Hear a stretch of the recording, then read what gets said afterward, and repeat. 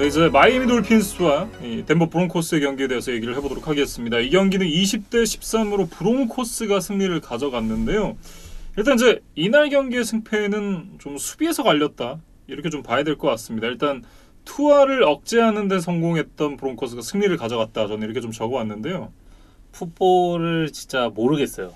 그러니까 뭐 제가 풋볼 몰라요, 네. 뭐 이런 건가요? 아주 오랜 기간 많은 경기를 본 것은 아니지만 적어도 이 마이애미와 덴버의 경기는 리그에서 지금 가장 핫한 팀이 마이애미였고, 그렇죠. 덴버는 좀 지지부진했잖아요. 특히 드류락의 경기력이 좋지 않았으니까 이 경기는 그래도 마이애미가 이기지 않겠느냐 이렇게 생각을 했었는데 정말 예상 밖의 결과가 나왔습니다. 네, 그러면서 이제 덴버가 승리를 가져갔는데요. 일단 이제 브론코스가 투아를 굉장히 거칠게 다루면서 이제 벤치에 앉히는 데 성공을 했습니다. 6개의 색, 8번의 큐비 히트를 가하면서 이제 투아를 괴롭혔고, 결국 이제 벤치에 있던 라이언 피츠패트릭과 교체가 됐습니다. 처음에 교체돼서 나갈 때 뭔가 부상이 있나? 라고 생각을 했었는데 그런 건 아니었다고 해요. 그러면서 이제 다음 주에도 이 브라이언 플로레스 감독이 투아를 선발로 내겠다라는 얘기를 했는데, 저는 사실 이거는 굉장히 문제라고 봐요. 애초에 라이언 피츠패트릭으로 한 시즌을 밀고 갔다면 모를까, 중간에 어쨌든 쿼터백을 주전을 바꿨잖아요, 투아로. 그런데 경기 중에 경기를 지고 있다고 해서 벤치에 있던 라이언 피츠패트릭을 다시 필드로 꺼낸다?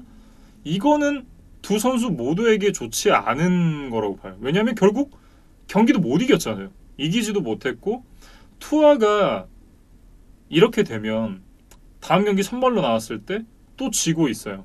그러면 내가 교체될 수도 있겠는데? 라는 생각이 들 거 아니에요. 그러면 마음이 조급해질 수밖에 없지 않겠습니까? 이런 부분은 좀 기용 자체가 좀 문제가 있다고 봅니다.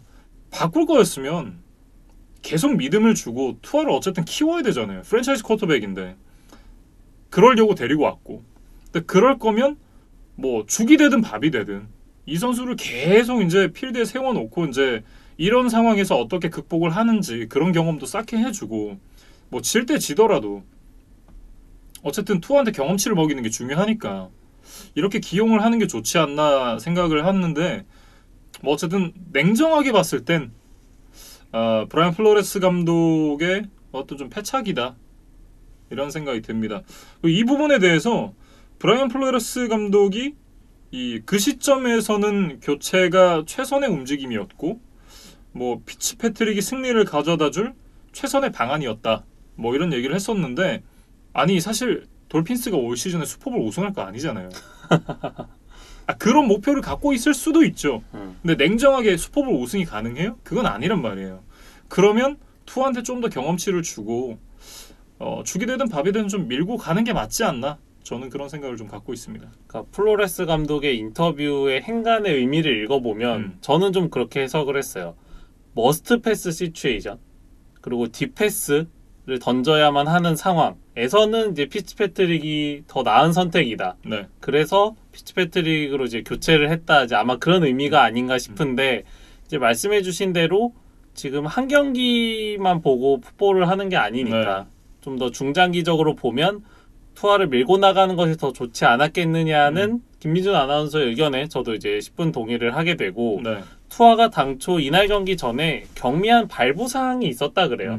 근데 뭐 경기에 못 나오거나 뭐 중간에 교체를 해서 나와야 되거나 하는 정도의 부상은 아니었다고 하는데, 어쨌든 그 부상의 여파 때문이었는지 투아의 경기력이 3쿼터까지 좋지 않았던 것은 사실입니다. 그래서 20번의 패스 시도에 11번의 성공, 그리고 83야드에 1개 터치다운밖에 기록을 하지 못했으니까 뭐 이날 부진했다는 점에 대해서는 좀 인정을 해야 될 것 같고, 주전 러닝백 마일스 게스킨이 결장을 하면서 덴버의 수비가 이제 러싱 공격을 배제하고 투아 쪽으로 모든 수비를 집중할 수 있었던 것도 이날 투아의 좀 부진했던 경기력에 영향을 미쳤던 요인이 아닌가 싶습니다. 네.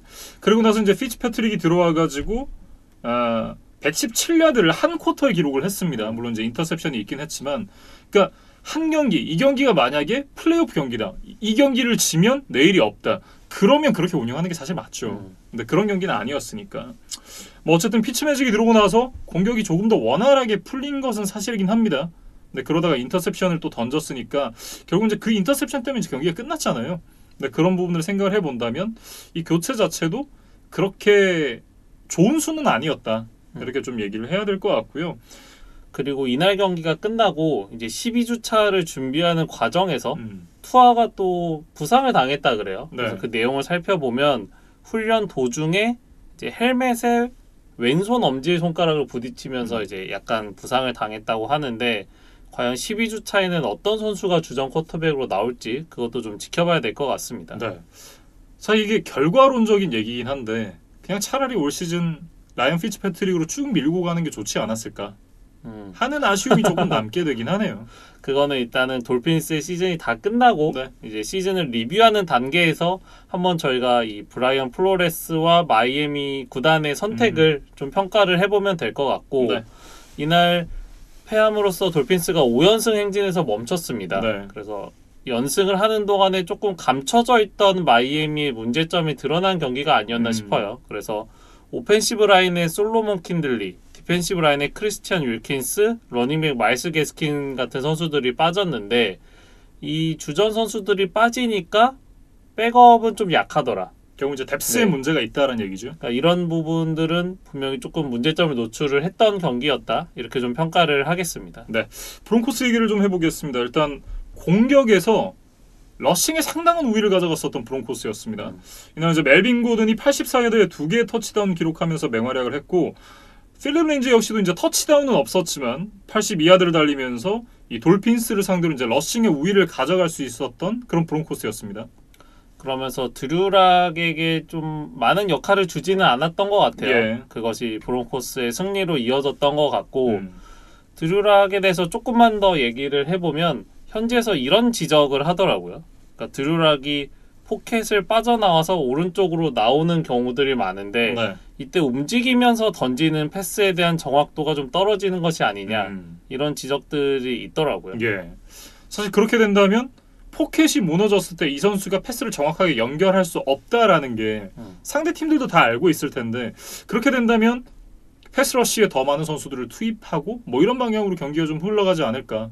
그러니까 어떻게 보면 드류락으로서는 좀 치명적인 약점이 좀 노출이 됐다라고 봐야 될 것 같고 이 경기에 대한 이제 분석 기사들이 올라온 걸 제가 좀 봤었는데 자 이날 잘 됐던 거 중에 하나가 중앙 쪽을 통한 공격 그러니까 중앙 쪽의 집중 공략과 함께 얼리다운에서의 공격적인 운영 이 두 가지가 굉장히 좀 성공적인 효과를 거뒀다. 그래서 서드다운까지 가지 않고도 뭐 세컨에는 원 상황도 굉장히 많았었고 그러니까 빨리빨리 퍼스트다운을 갱신을 할 수 있었다라는 분석이 있더라고요.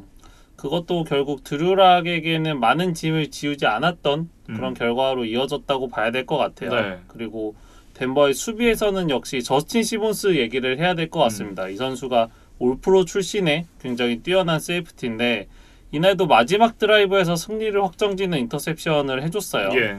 그래서 시몬스와 덴버는 이번 시즌까지만 계약이 돼 있거든요. 예. 그러니까 당초 프랜차이즈 태그로 1년 계약만 했기 때문에 또다시 이제 FA가 될 예정인데 그래도 덴버는 시몬스에게 많은 돈을 주더라도 결국 잡아야 되는 것이 아닌가 싶어요.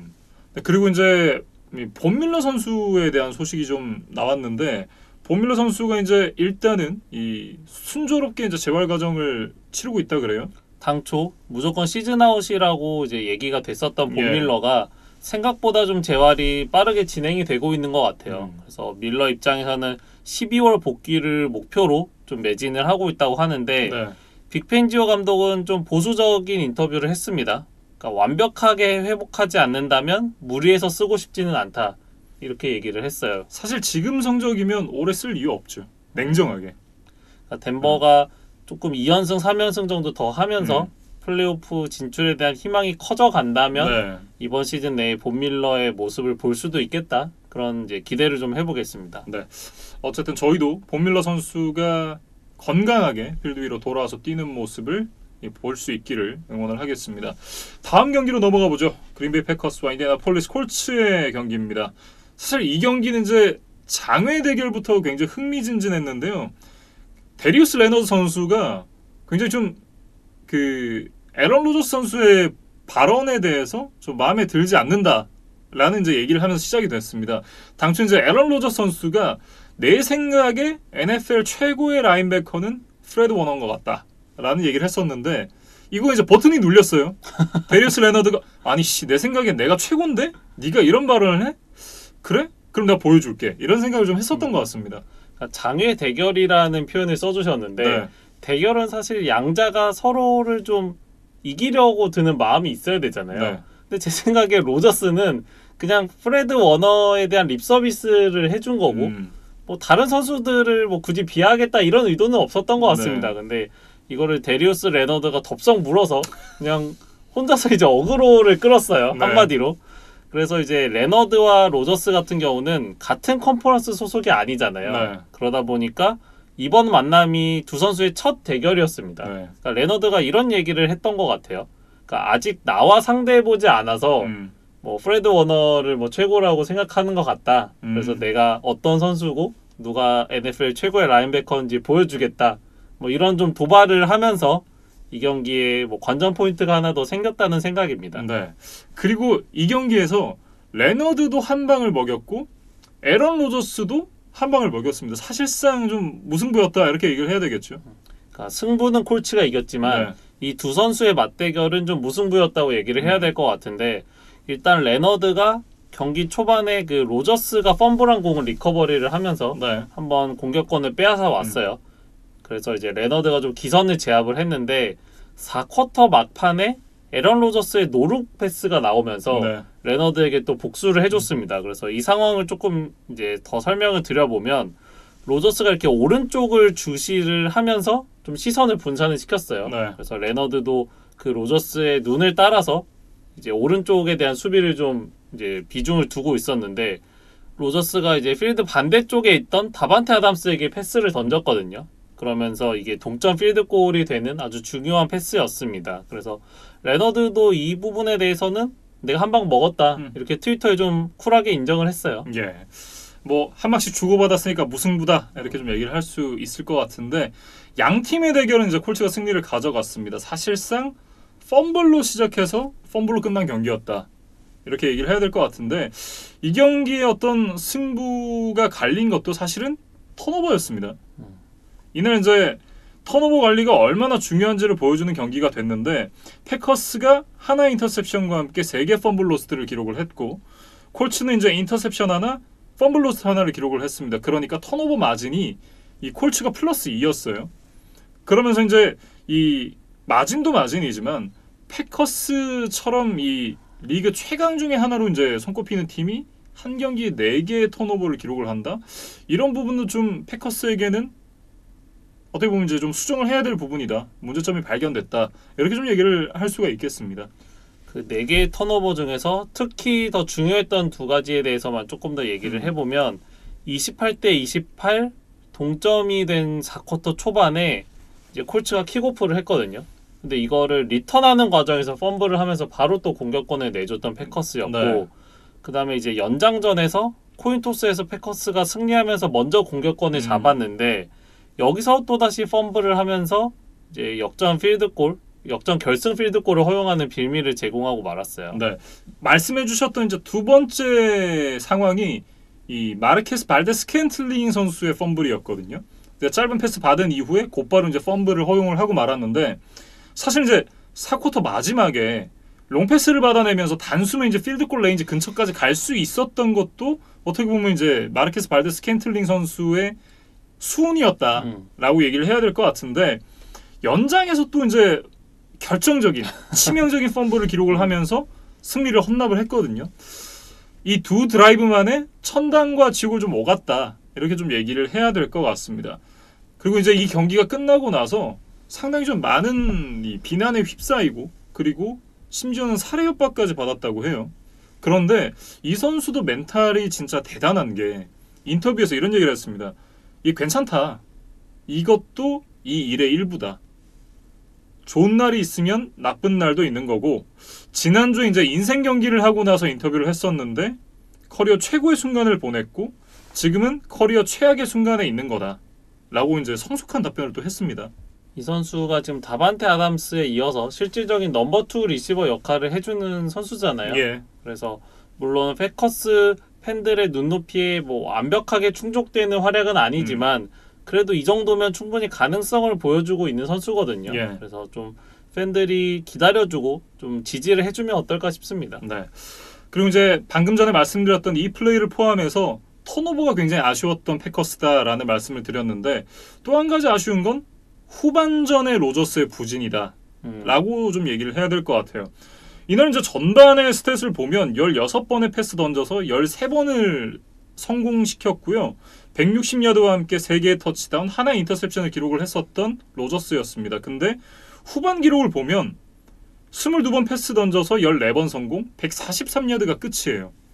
그리고 이제 이 스탯만 놓고 봤을 때는 뭐 그렇게 못한 건 아닌 것 같은데? 라는 생각이 들 수도 있는데 내용을 좀 더 살펴보면 이게 굉장히 좀 아쉽다라는 생각이 드실 거예요. 왜냐하면 3쿼터에 2번의 공격 드라이브가 있었는데 2번 다 3앤아웃이었습니다.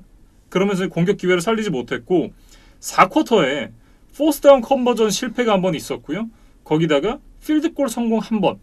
이렇게 해서 후반전 득점이 단 석점이었습니다. 그러니까 전반에 28점을 냈던 팀이 후반전에 석점만 내는 게 과연 잘하는 거냐. 근데 뭐 그럴 수도 있지라고 얘기를 할 수가 있는데 이 팀의 쿼터백이 다른 선수도 아니고 에런 로저스잖아요. 그러니까 에런 로저스가 후반전에 석점밖에 내지 못했다? 이거는 굉장히 좀 아쉽다라고 봐야겠죠. 그러니까 승부처에서 엘리트 쿼터백의 모습을 보여주지 못했다는 거는 분명히 좀 아쉽다는 생각이고 네. 주전 러닝백 에런 존스도 이제 부상에서 돌아온 것이 저희가 아주 기쁜 소식이라고 얘기를 했는데 부상 복귀 이후에 이렇다 할 모습을 좀 보여주질 못하고 있어요. 예. 그래서 이것도 패커스에 좀 계속되는 고민거리가 아닐까 싶습니다. 그리고 이제 이 경기를 패배하면서 굉장히 좀 뼈아픈 점이 1번 시드를 일단 내줬습니다. 세인츠에게. NFC 1번 시드에서 내려왔을 뿐만 아니라 지구 우승 경쟁에서도 이제 조금 위기감이 찾아왔어요. 예. 그러니까 물론 아직 베어스에게 2경기 차 앞서 있기 때문에 뭐 상황을 낙관적으로도 볼 수 있지만 문제는 베어스와 아직 한 경기도 치르질 않았습니다. 네. 그래서 만약 맞대결 2번에서 모두 진다면 타이브레이커도 내주고 이제 동률까지 갈 수 있는 상황이거든요. 그래서 패커스가 조금 긴장을 해야 되는 상황이다. 이렇게 네. 좀 말씀을 드리겠습니다.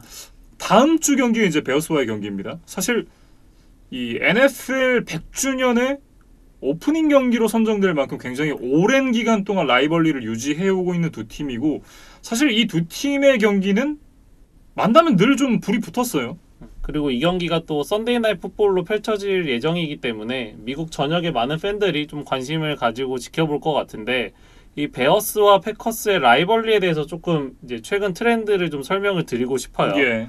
그래서 브렛 파브라는 쿼터백이 등장하기 이전만 해도 베어스가 상대 전적에서 꽤 많은 우위를 가지고 있었습니다. 예. 그래서 1991 시즌까지 베어스가 80승 57패 6무로 앞서 있었어요.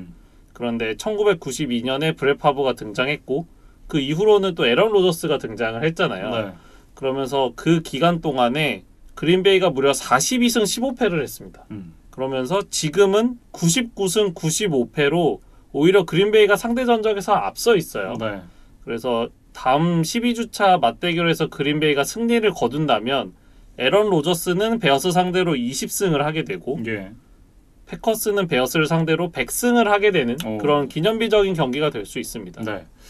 저는 이 두 팀 간의 라이벌리를 얘기를 하면 사실 제일 먼저 생각나는 경기는 2018년이었나 17년이었나 그 개막전 경기거든요. 맞아요. 그때 당시 이제 에런 로저스가 다리 부상을 입고 실려 나갔다가 후반전에 들어와가지고 정말 미친 활약 보여주면서 컴백 만들었었잖아요. 그리고 그 경기가 칼릴 맥의 또 베어스 데뷔전이기도 했습니다. 네. 그래서 로저스와 맥의 맞대결로도 많은 주목을 받았는데 전반에는 이제 칼릴 맥을 위시한 베어스 수비가 완전하게 로저스를 압도하면서 네. 아마 패커스가 전반에 한 점도 득점을 하지 못했던 것으로 기억이 돼요. 맞아요. 그러면서 베어스가 진짜 달라졌다 이렇게 많은 팬들이 느끼셨을 텐데 후반에 그 유주얼 서스펙트처럼 그러니까요. 로저스가 이제 살아 돌아와서 쩔른바리가 네. 범인. 역전을 만들었던 네. 그런 아주 재밌는 또 경기가 있었습니다. 네. 그리고 저는 그 경기 굉장히 좀 재밌게 봤었던 게 그날 이제 명재 선배가 중계를 하셨었거든요. 맞아요. 그러니까 제 기억에 그 경기 중계하시고 그 시즌에 중계를 안 하셨던 걸로 기억을 하는데 명재 선배가 NFL 중계하는 걸 굉장히 오랜만에 봤기 때문에 좀 굉장히 흥미롭고 재밌게 봤던 기억이 있습니다. 그래서 이 두 팀의 2020 시즌 첫 만남도 팬분들께서 꼭 지켜보셨으면 좋겠습니다. 네. 어쨌든 이 패커스의 얘기는 여기까지 좀 정리를 해보도록 하고요. 다음은 이제 콜츠에 대해서 얘기를 이어가 보도록 하겠습니다. 일단 콜츠는 리버스가 이날 36번의 패스 시도 24번, 그러니까 66.7%의 패스 성공률을 기록을 했습니다. 그러면서 288야드의 3개의 터치다운, 하나의 인터셉션을 기록을 했어요. 근데 이게 에런 로저스의 이날 스탯과 거의 비슷합니다. 그러니까 필립 리버스가 에런 로저스랑 비슷한 스탯을 찍어줬다? 그러면 필립 리버스는 할 만큼 했다. 이렇게 좀 볼 수 있을 것 같아요. 그러니까 로저스가 전반에 좋았지만 후반에 안 좋았다. 네. 이 얘기를 해주셨는데 리버스는 이제 그 반대라고 봐야겠어요. 그래서 필립 리버스가 후반전 6번의 드라이브에서 5번을 이제 득점으로 연결을 하면서 네. 추격전 그리고 역전극까지 완성을 했었습니다. 네. 그리고 이제 최근 계속해서 부진했던 조나단 테일러 선수가 이날 모처럼 많은 야드를 소화를 해줬습니다. 90야드를 달리면서 최근의 부진을 좀 털어냈고 거기다가 24 리시빙 야드까지 기록하면서 이날 114 스크리미지 야드를 기록을 했어요. 그리고 리시버진에서는 마이클 피트맨까지 예. 활약을 해주면서 신인 듀오가 각각 러닝백과 리시버에서 이제 넘버원으로 올라섰다. 이것이 좀 콜츠의 미래를 밝히는 그런 요소가 아닌가 싶고 콜츠가 이날 승리를 하긴 했지만 저는 이 얘기는 좀 해야 될 것 같아요. 네. 페널티. 그러니까 사실 이제 저는 그렇게 좀 생각을 했거든요. 왜냐면 턴오버 마진이 플러스 2였잖아요. 근데 경기 내용 굉장히 팽팽했단 말이에요. 근데 그 요인을 찾아봐야 되는데 말씀해 주셨던 대로 페널티가 굉장히 문제였습니다. 특히나 오펜시브 홀딩. 이게 정말 많이 나왔는데 그러니까 현 시점에 NFL 32개 팀 중에서 가장 많은 홀딩 반칙을 범하고 있는 팀이 인디애나폴리스 콜츠입니다. 그리고 이날도 거의 뭐 못 잡고 죽은 귀신이 붙었나 싶을 정도로 홀딩 반칙을 굉장히 많이 했는데요. 이쯤 되면 인디애나 홀딩스 콜츠 아닌가 그런 생각을 좀 해봤습니다. 4쿼터 막판에는 정말 매 스냅마다 그 플래그가 불렸어요. 어마어마했죠. 네. 그러면서 좀 고구마를 먹은 것처럼 좀 속이 답답하다는 생각이 들 정도였는데 그 드라이브에서 아마 7번의 홀딩 반칙이 선언됐을 거예요. 그리고 이제 2개 정도가 디클라인 됐던 걸로 기억을 하고요. 이렇게 승부처에서 페널티가 많다는 것은 분명히 잠재적인 위험 요소가 될 수 있거든요. 네. 그래서 콜츠가 이날 그 4쿼터 막판에 그 집중적인 반칙들을 한번 좀 리뷰를 해봤으면 좋겠습니다. 이날 기록했던 이제 홀딩 반칙이 총 9번이었고요. 뭐 디클라인된 부분들을 제외를 하고 나서 기록된 페널티만 8개의 116야드입니다. 이 부분은 분명 좀 짚고 넘어갈 필요가 있다. 뭐 이렇게 얘기를 해야 될 것 같습니다. 그리고 이제 콜츠의 남은 스케줄에 대해서 좀 이야기를 해보면 네. 일단 다음 주에 가장 중요한 타이탄스와의 리매치가 있습니다. 그래서 지난 맞대결에서는 사실 타이탄스의 스페셜 팀이 무너지면서 네. 이제 약간 운 좋게 승리를 거뒀다 이런 표현이 어떨까 싶은데 테네시도 분명 이 점에 대해서 유의를 하고 나올 거거든요. 네. 그래서 콜츠도 좀 한 번 이겼다 그래서 방심하지 말고 좀 단단하게 준비를 해와서 이제 수입을 해야 될 것 같습니다. 네. 그리고 어쨌든 저희가 3주 전에 앞으로 이제 죽음의 4연전이 기다리고 있다라는 말씀을 드렸었는데 물론 첫 경기를 지긴 했지만 첫 3경기에서 어쨌든 2승을 거뒀습니다. 그래서 콜츠가 최근에 이제 후반기에 좀 연패를 싸우면서 좀 무기력하게 무너지는 모습들이 좀 반복이 됐었는데 네. 이번 시즌에는 조금 달라 보여요. 예. 그래서 과연 테네시까지 넘으면서 이 죽음의 4연전을 기분 좋게 마무리할 수 있을지 좀 지켜보겠습니다. 네. 어쨌든 이제 AFC 남부지구의 향배를 가르는 굉장히 좀 중요한 경기가 될 것 같습니다. 네, 그 경기도 많은 기대를 해주시면 좋을 것 같고요. 저희는 이제 다음 경기로 넘어가 보도록 하겠습니다. 캔자스시티 칩스와 라스베이거스 레이더스의 경기에 대해서 살펴보도록 하죠. 35대 31 칩스가 승리를 가져갔습니다. 이 경기 전까지 이제 8승 1패를 기록을 하고 있었던 칩스였는데 그 유일한 1패가 라스베이거스 레이더스에게 당했던 패배였습니다. 5주차 맞대결에서 이제 패배를 당했었던 칩스였는데 칩스가 결국 지난 5주차의 패배를 서력하는 데 성공했습니다. 결과적으로 칩스가 이기기는 했는데 네. 정말 팽팽했어요. 그렇죠. 누가 이겨도 이상하지 않을 정도의 두 팀 다 좋은 경기력을 보여줬고 네. 60분 내내 7점 차 이상으로 스코어가 벌어진 적이 없을 정도로 아주 타이트한 그런 흐름의 경기였습니다. 그 타이트했기 때문에 굉장히 좀 재미가 있었다 이렇게 얘기를 해야 될 것 같은데요. 일단 이제 칩스부터 보면 이 5주차에 340야드, 2개의 터치다운, 하나의 인터셉션을 기록했던 패트릭 마홈스였는데 이번 주에 348야드에 2개의 터치다운, 하나의 인터셉션. 굉장히 비슷한 스탯을 남기면서 또 한 번의 역전승을 기록을 했습니다.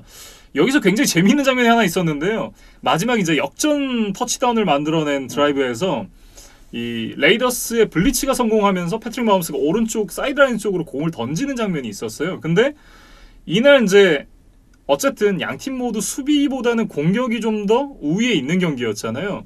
그래서 레이더스의 디펜시브 코디네이터 폴 건터가 굉장히 좀 표정이 안 좋더라고요. 근데 하필 공이 폴 건터의 정면으로 날아갔어요. 그래서 폴 건터가 주먹으로 공을 내리치는 장면이 있었는데 이날 폴 건터가 받았던 스트레스를 좀 보여주는 장면이 아니었나 그런 생각이 좀 들고 그리고 굉장히 또 재미있는 게 이 스파이크 이후에 패트릭 마홈스가 5번 연속 패스를 성공시키면서 역전 터치다운을 만들었어요. 그러니까 마홈스는 참지 않는다. 네.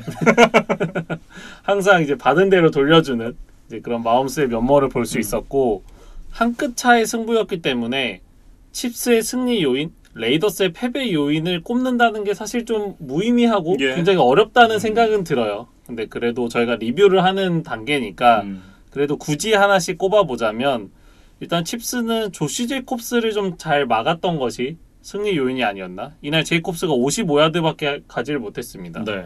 반면에 뭐 칩스는 패싱이 더 이제 강점이 있다고 알려진 팀인데 그래도 클라이드 에드워즈 엘레어와 르비언 벨이 94야드에 3개 터치다운을 합작해줬어요. 그래서 러싱에서 팽팽하거나 혹은 칩스가 약간 근소 우위를 보여줬다는 점. 네. 이 점이 좀 칩스의 승리 요인이 아니었나 싶습니다. 네. 특히나 이제 레비언 벨 선수가 칩스 이적 이후에 첫 번째 그리고 올 시즌의 첫 번째 터치다운을 만들어냈던 게 굉장히 좀 의미가 있다. 이건 이제 부활의 신호탄이라고 볼 수 있을지는 다음 경기를 좀 봐야 되겠지만 어쨌든 마수거리 터치다운을 기록한 것 자체는 굉장히 좀 의미가 있다라고 봐야 될 것 같고요.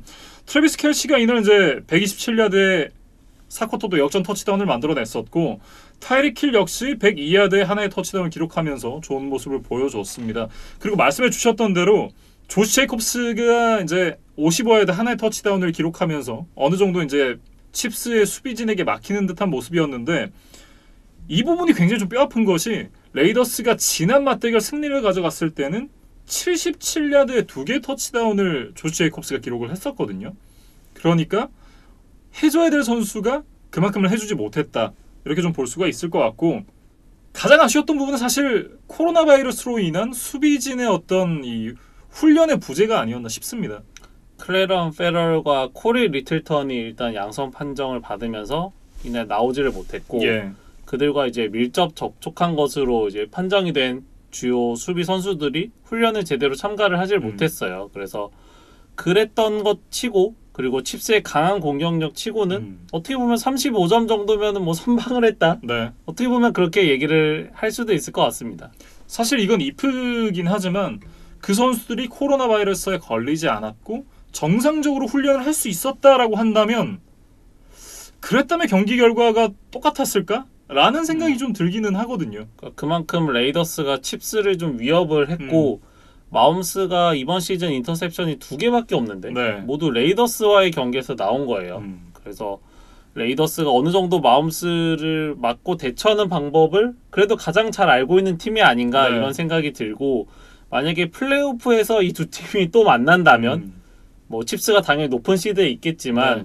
승부를 쉽게 예단할 수는 없겠다 그런 생각이 좀 듭니다. 네, 어쨌든 어떻게 보면 이제 칩스로서는 그 부분이 다행이었다라고 봐야 될 것 같고 레이더스로서는 굉장히 좀 아쉬웠을 것 같다라는 생각이 드는 그런 포인트였고요.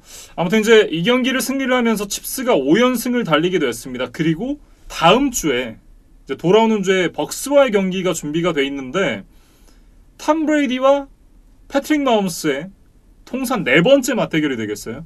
그리고 어쩌면은 마지막 대결이 될 가능성도 있어요. 그러니까 왜냐면 브레디가 지금 NFC로 떠났기 때문에 예.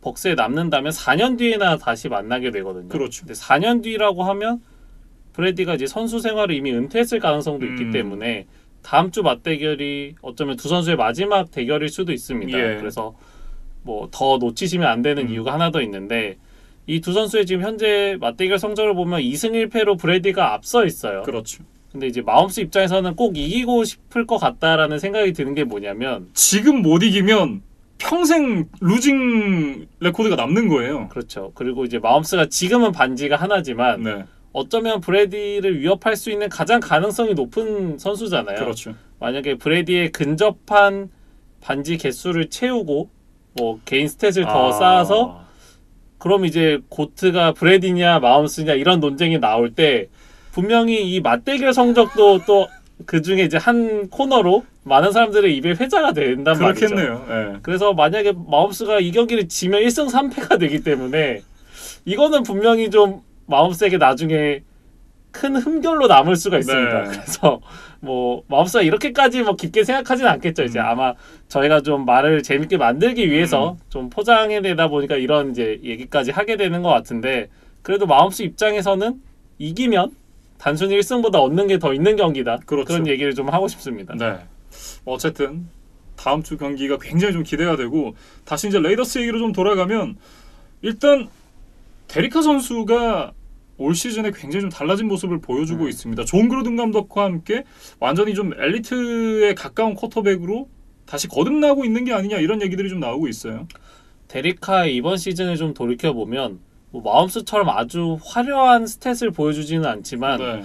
크게 무너지는 경기는 없었던 것 같아요. 그렇죠. 그러니까 야구로 치면 퀄리티 스타트는 항상 해주는 그런 선발 투수. 그러니까 네. 뭐 완봉이나 완투 같은 빛나는 기록은 없지만 팀이 승리할 수 있을 정도의 자기 역할을 해주는 그 정도의 쿼터백은 된다. 그리고 그걸 매 경기 해줄 수 있다는 거는 분명히 대단하다는 생각입니다. 어떻게 보면 그걸 꾸준하게 하는 게 더 어려운 거잖아요.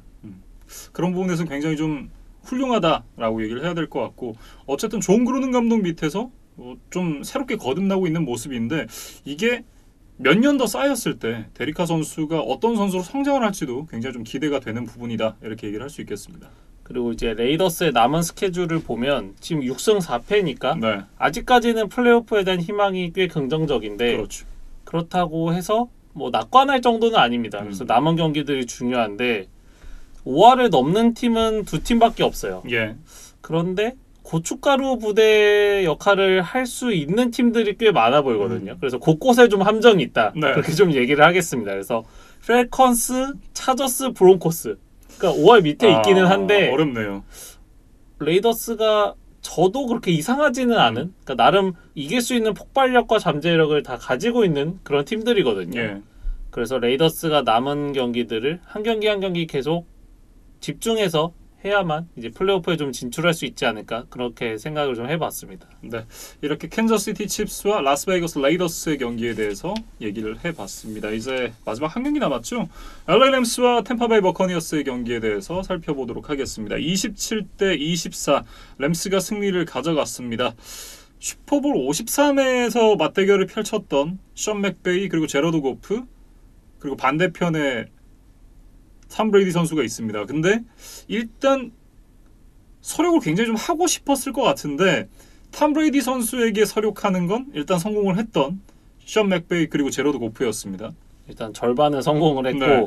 이제 3주 뒤에 뉴잉글랜드를 만나거든요. 그래서 빌 벨리체까지 각계격파를 해내며 이 션 맥베이와 제러드 고프 콤비가 이제 그 슈퍼볼의 복수를 좀 완성한다. 뭐 이렇게 좀 말씀을 드리겠습니다. 네. 한 방에는 해결을 못 하니까 나눠서 각계격파를 하겠다. 네. 약간 이런 느낌인데요. 어쨌든 첫 번째 각계격파는 성공을 했습니다. 이날 이제 두 팀 모두 패싱 위주로 좀 경기를 풀어갔어요. 그런데 놀랍게도 제러드 고프가 탐 브레이디보다 좋은 성적을 기록을 했습니다. 성적을 한번 살펴보면 제러드 고프가 51번의 패스 시도에 39번의 성공. 그러면서 376야드와 함께 3개의 터치다운, 2개의 인터셉션을 기록을 했고요. 탐 브레이디 같은 경우는 48번 던져서 26번 성공. 그러니까 제러드 고프보다 패스 성공률이 현저하게 떨어집니다. 고프가 76.5%인데 브레이디가 54.2.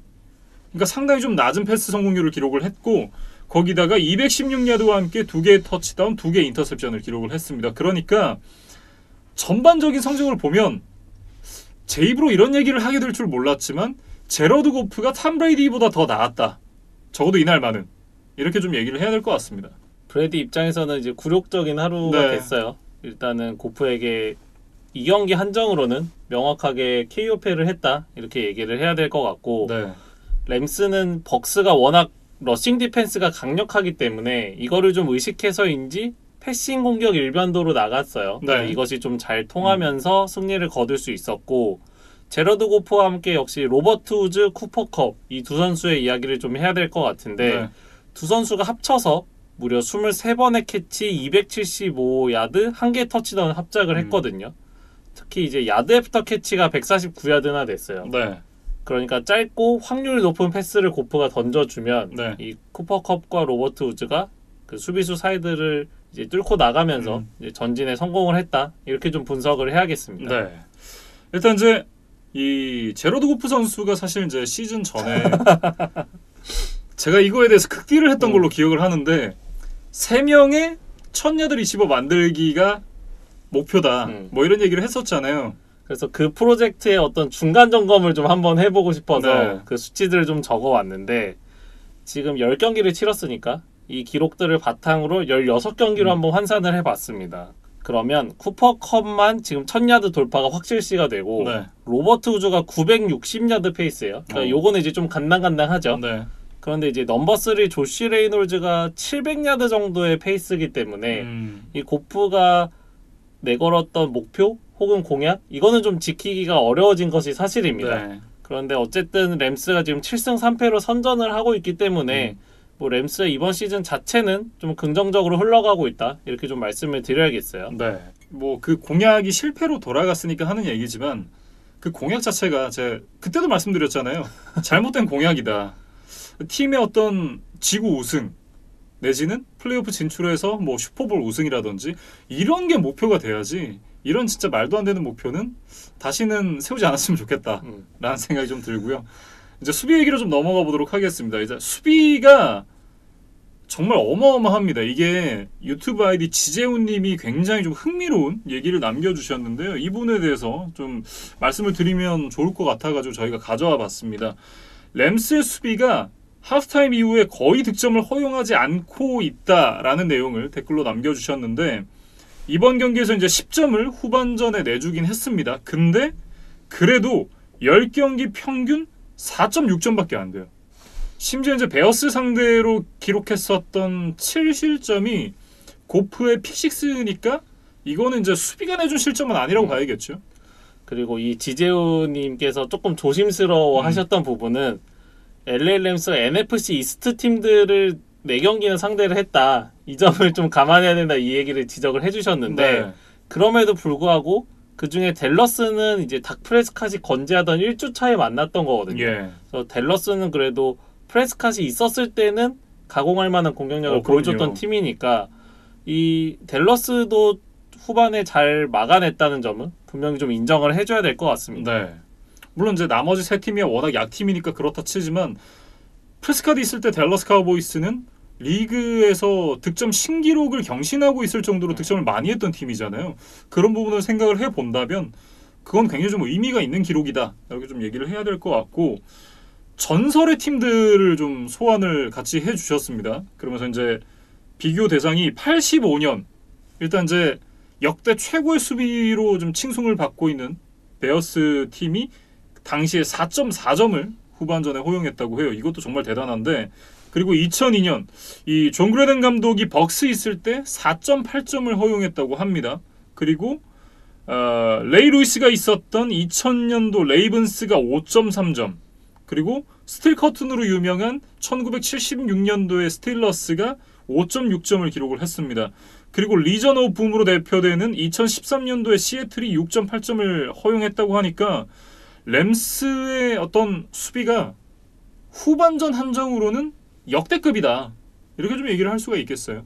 김민준 아나운서가 달아주신 전제 조건을 꼭 유념하셨으면 좋겠어요. 후반전 한정. 그러니까 전반에는 사실 실점이 좀 있습니다. 지금 10경기 평균 14.6점을 전반에 주고 있고 네. 지금 4.6점을 지금 후반에 내주고 있습니다. 전반전에 대한 피드백 그리고 수비 전략에 대한 어드저스트먼트가 굉장히 잘 되고 있다. 그래서 이거는 결국 디펜시브 코디네이터 브랜든 스테일리라는 분이 올해 새로 왔잖아요. 네네네. 이분의 공이 좀 큰 것이 아닌가 그렇게 좀 생각이 됩니다. 어쨌든 이 전반전의 어떤 안 좋았던 부분을 하프타임 때 빠르게 고칠 수 있다? 이거는 정말 대단한 능력이거든요. 이 부분에 대해서는 어쨌든 좀 인정을 해야 될 것 같고, 그리고 이제 에런 도널드 선수의 얘기를 좀 해야 될 것 같은데요. 에런 도널드 선수가 스탯으로는 나오지 않지만 경기로 보면 여전히 굉장히 좋은 모습을 보여주고 있습니다. 그럼에도 불구하고 리그 최고의 수비수 도널드가 2경기 연속 지금 태클 기록이 없다는 거는 굉장히 놀랍습니다. 예. 그래서 이에 대해서 브랜든 스테일리 디펜시브 코디네이터가 한 이야기가 굉장히 흥미로운데, 그 NBA의 전설 샤킬 오닐에 좀 비유를 했어요. 그러니까 샤킬 오닐이 워낙 힘도 좋고 피지컬이 훌륭했던 선수이기 때문에 오닐을 막는 상대 선수들은 조금 거친 파울성 플레이를 하더라도 잘 파울을 불어주지 않았다. 네. 근데 지금 에런 도널드가 그렇다는 거죠. 그러니까 도널드를 막는 오라인 선수들이 홀딩 페널티에 가까운 그런 좀 플레이를 하더라도 이게 도널드를 막는 거니까 심판들이 좀 파울을 안 부는 것이 아니냐. 아하. 이런 이야기들을 했어요. 네. 그래서 물론 뭐 주관적으로 보는 시점에 따라 다를 수 있는 견해니까 스텔리 디펜시브 코디네이터의 말이 다 맞다고 할 수는 없지만 저도 이제 에런 도널드의 경기를 조금 더 유심히 봐야겠다 그런 생각이 좀 들었습니다. 네. 어쨌든 굉장히 좋은 모습을 여전히 보여주고 있는 에런 도널드다. 이렇게 정리를 해보겠습니다. 이렇게 이제 이 램스의 얘기는 정리를 해보도록 하고요. 본격적으로 이제 벅스 얘기를 좀 해봐야겠죠. 일단 이제 경기가 끝나고 나서 브루스 에리언스 감독이 톰 브레이디가 오버스로우가 굉장히 많았다. 이런 얘기를 좀 해가지고 이게 논란이 좀 되고 있습니다. 사실 저는 이 부분에 대해서는 톰 브레이디 선수의 손을 좀 들어주고 싶은데요. 왜냐하면 이제 옛날에 랜디 모스가 이제 뉴잉글랜드 페이트리어츠로 넘어왔을 때만 해도 이 톰 브레이디가 젊었고 그때 당시 이제 롱밤을 굉장히 잘 꽂았다라는 얘기를 저는 듣긴 했습니다만 전 실제로 보진 않았으니까. 어쨌든 최근에 브레이디의 어떤 경기 스타일을 좀 살펴보면 스크린 패스 그리고 러싱 짧은 패스 위주로 이제 경기를 풀어 나가다가 빈 공간이 생겼을 때 빅플레이를 하나씩 성공시키는 그런 유형이잖아요. 그런데 벅스로 이적하고 난 이후에 톰 브레이디에게 굉장히 좀 롱패스를 많이 좀 요구를 하고 있거든요. 브루스 에리언스 감독이.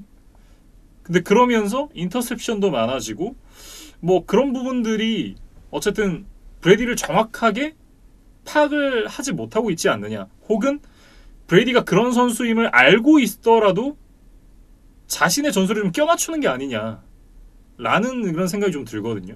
저는 좀 후자에 가깝다는 네. 생각이에요. 그러니까 에리언스 감독의 커리어를 보면 뭐 소위 어떤 팬분들 그렇게 얘기하시더라고요. 딥볼 성애자다. 네. 그러니까 그 제가 한 얘기 아닙니까? 그러니까 그 정도로 이제 딥패스를 통한 공격을 풀어나가는 것을 좋아하는 에리언스 감독인데 네. 그래서 재미있는 비교 포인트가 있어서 하나 가지고 왔어요. 네. 그러니까 애리조나 시절에 에리언스 감독과 좋은 호흡을 맞추면서 컨퍼런스 챔피언십까지 갔었던 카슨 팔머 선수가 있잖아요. 네. 이 선수가 애리조나에 온 첫 해에 22개의 인터셉션을 던졌거든요. 예. 그러니까 그러면서 굉장히 부진했고 그 브루스 에리언스 감독의 어떤 공격 철학을 이해하고 받아들이는데 좀 시간이 걸렸다고 나중에 회고를 하기도 했었는데 네. 아마 브래디도 좀 이런 비슷한 시행착오를 겪는 것이 아닌가 그런 생각이 좀 들었습니다. 그러게 이제 일단 이제 브레이디 선수가 시간을 많이 갖고 있지 않다라는 얘기를 좀 해야 될 것 같고 이진만 의원도 이제 이 부분에 대해서 얘기를 했었는데 나이너스 감독이 카일 셰넌이 그래서 굉장히 명장이다라는 얘기를 해줬습니다. 이게 어떤 얘기냐면 카일 셰넌이 예전에 이 펠컨스의 오펜시브 코디네이터로 있으면서 이제 팀을 슈퍼볼로도 이끌고 그런 이제 좋은 모습들을 보여줬었는데 그때 당시에 카일 셰넌 감독이 주로 애용했던 스킴 자체가 패싱 헤비 스킴이잖아요. 그러니까 정말 이 멜 라이언을 앞세워서 계속된 패스로 이제 상대 진영까지 가고 결국 터치다운을 만들어내고 이런 식의 공격을 애용했었는데 나이너스에 간 이후에 나이너스에서는 자기가 좋아하는 그런 전술, 그런 스킴으로 이제 경기를 만들어갈 수 있는 피스들이 많지 않으니까 아예 스킴을 러싱 중심으로 바꿔버렸잖아요. 그러면서도 좋은 성적을 내고 또 슈퍼볼까지 갔단 말이에요. 그러니까 이게 진짜 명장이다 라는 얘기를 이즈만 위원이 해줬습니다. 그러니까 가지고 있는 선수들의 역량을 파악해서 그 선수들에게 최대한의 시너지를 낼 수 있는 전략을 찾는 것, 네. 그것이 좀 좋은 감독의 조건이라고 한다면 브루스 에리언스 감독은 그와는 좀 대척점에 있는 이제 자신의 것을 좀 고집하는 스타일이다. 네. 이렇게 좀 얘기를 해야 될 것 같은데 브루스 에리언스의 이런 공개적인 인터뷰가 브래디와 어떤 좀 긴장 관계를 만들어낼까? 저는 좀 그런 생각이 들었어요. 네. 그러니까 브래디가 워낙 자존심이 강한 선수고 이 업계에서 최고의 선수라고 불리는 사람이기 때문에 이런 작은 어떤 지적 그런 거에도 이제 브래디는 뭐 쉽게 얘기하면 좀 틀어질 수 있는 거죠. 그럼요. 네. 왜냐면 이게 이 경기 지고 나서 화나가지고 악수 안 하고 나갔잖아요, 또. 시즌 2호입니다. 네. 몇 주 전에 이제 베어스에게 패하고 나서 닉 폴스와도 인사를 하지 않고 그대로 경기장을 떠났었는데 이 경기도 또 고프와 인사를 하지 않고 그냥 떠났어요. 네. 그래서 이 부분은 좀 브래디에게 좀 아쉽다는 생각이 들어요. 그때도 얘기를 했었는데 왜 스스로의 어떤 명예를 좀 깎아먹을까? 네.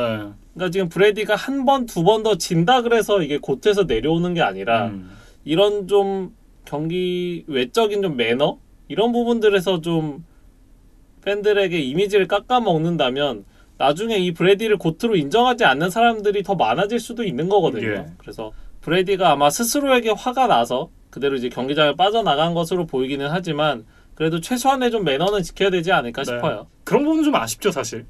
톰 브레이디 선수가 워낙에 대외적으로도 그렇고 이 동료들에게도 잘하고 팬들에게도 잘하는 선수니까 이런 부분을 보면 또 사람이 실망을 좀 어느 정도 하게 되잖아요. 뭐 그런 부분이 좀 아쉽다라고 얘기를 해야 될 것 같고 어쨌든 이제 제 생각인데 이거는 브루스 에리언스도 주구장창 이 뒷볼을 던질 게 아니라 사실 좋은 와이드 리시버들이 너무 많잖아요 지금.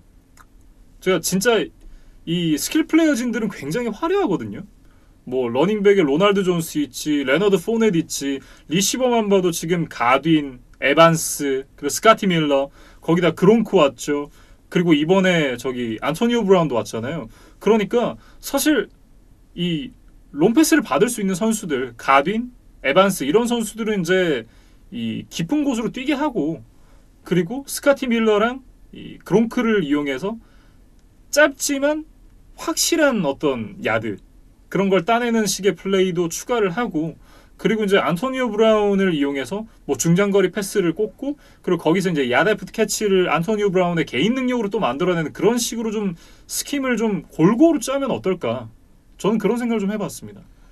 이날 경기 막판에도 나왔던 자막인데 브래디가 15야드 이상의 다운 패싱에서 9번 중에 1번의 성공 그리고 2개 인터셉션을 던지면서 최악의 모습을 보여줬거든요. 네. 그러니까 지금 브래디가 뒷볼을 원활하게 던질 수 있는 것처럼 보이지는 않는다. 그렇다면 김민준 아나운서가 말씀하신 대로 브래디가 뉴잉글랜드에서 하던 것을 좀 다시 해보면 어떨까 싶어요. 네. 일단 짧은 패스들로 수비들을 좀 당기고 야드 애프터 캐치를 노린 이후에 이제 확실하게 높은 확률로 성공하겠다는 이제 확신이 드는 상황에서만 좀 뒷볼을 시도하는 네. 이런 식으로 좀 공격 방법을 바꿔보면 어떨까? 좀 그렇게 얘기를 하고 싶습니다. 네. 그러면서 이제 브래디 선수의 인터셉션이 벌써 9개째가 됐는데 이걸 이제 16경기로換算을 하면 14.4개가 됩니다. 그러니까 톰 브래디 선수의 한 시즌 최다 인터셉션 기록이 14개거든요. 그러니까 커리어 초반에 한 3시즌 정도를 기록을 했어요.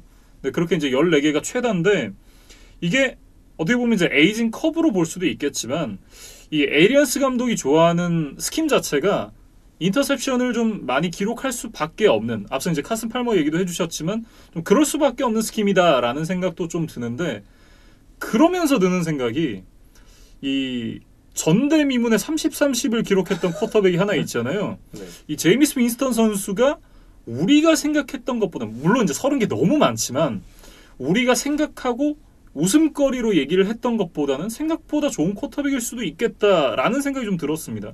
그러니까 에리언스 감독 하에서 뛰다 보니까 좀 인터셉션이 많아졌을 수도 있겠다. 네. 뭐 이런 얘기이신 것 같아요. 그런데 이제 저도 지금 얘기를 하다가 문득 드는 생각인데 벅스가 지금 수비진이 굉장히 좋잖아요. 네. 그러니까 공격에서 그렇게 무리를 할 필요가 없다라는 생각이 저는 좀 들거든요. 아, 그렇죠. 그러니까 뭐 펠컨스나 이런 팀처럼 지금 수비가 좀 약해져 있으면 뭐 적극적인 롱패스들을 통해서 이제 많은 점수를 따내야만 한다는 좀 압박이 있을 수 있고 네. 뭐 그 공격 방법에 대해서 어느 정도 이해를 할 수 있는데 템파베이는 지금 강력한 수비를 가지고 있기 때문에 공격에서 어느 정도 역할만 해주고 공만 잘 지켜도 충분히 승리를 할 수 있는 상황입니다. 네. 그래서 이번 경기를 통해서 좀 에리언스 감독이 그런 교훈을 좀 얻어야 되지 않을까 싶어요. 네. 어쨌든 이 벅스가 또 하나 뼈아픈 패배를 당하고 말았는데 그러면서 또 지구 우승과는 좀 거리가 멀어졌다 이렇게 얘기를 해야 될 것 같아요. 지금 세인츠와 한 경기 반 차이가 났습니다. 예. 사실 브리스가 부상을 당했을 때만 해도 템파베이가 결국 역전을 하지 않겠느냐 그런 트렌드로 흘러가지 않겠느냐는 예상을 했었는데 이번 주에 좀 희비가 엇갈렸어요. 그러니까 테이서 밀이 생각보다 데뷔전을 잘 치르면서 승리를 했고 브레디가 또 한 번 좀 기복을 보이면서 이제 템파베이는 패배를 하고 말았거든요. 그래서 지금 맞대결에서 두 번 다 진 벅스 입장에서는 무조건 시즌 최종 성적에서 앞서야 하는 입장인데 네. 쉽지 않아졌습니다. 네. 그리고 이제 램스 얘기를 좀 해보면 램스가 일단 이 경기를 승리로 가져가면서 7승 3패 이제 시애틀 시옥스와 여전히 어깨를 나란히 하게 됐습니다. 근데 사실 남아있는 일정만 본다면 시애틀 시옥스가 조금 더 유리하다라고 봐야 될 것 같은데 어쨌든 램스 역시도 이제 기존에 애리조나 카디널스를 상대로 좀 강했던 면모가 있었고 그런 부분들을 생각을 해본다면 결국 이제 시즌 좀 끝까지 가봐야 알 수 있겠다라는 생각이 들어요. 결국 맞대결 결과가 가장 중요하다는 생각이고 네. 램스가 뭐 혹시라도 지구승을 놓치더라도 플레이오프까지 가는 데는 크게 무리는 없겠다. 그래서 지난 시즌에 좀 아픔을 치유할 수 있겠다. 그런 정도로 좀 설명을 드리겠습니다. 네. 이렇게 이제 램스와 벅스의 경기까지 11주 차에 펼쳐졌던 모든 경기들을 살펴봤습니다. 이제 점점 이제 시즌이 후반으로 가면서 이제는 순위표가 점점 더 눈에 들어오는 그런 시점이 됐습니다. 물론 스틸러스처럼 뭐 압도적인 성적을 바탕으로 뭐 일찌감치 플레이오프를 사실상 확정지은 팀들도 있지만 네. 지금 6승 4패 정도에 좀 많은 팀들이 몰려있는 것 같아요. 그래서 이 팀들의 남은 시즌 결과가 좀 주목이 됩니다. 네. 그리고 이제 지금 저희가 영상을 찍고 있는 시점 기준으로 일단 이 땡스기빙 트리플 헤더가 이제 더블 헤더로 사실 펼쳐지게 됐죠. 마지막 경기가 취소가 되면서 연기가 됐는데 그 두 경기가 펼쳐졌고 나머지 경기들이 이제 이 현지 시간 일요일에 펼쳐질 예정입니다. 이제 그 경기들의 리뷰와 함께 저희는 돌아오도록 하겠습니다.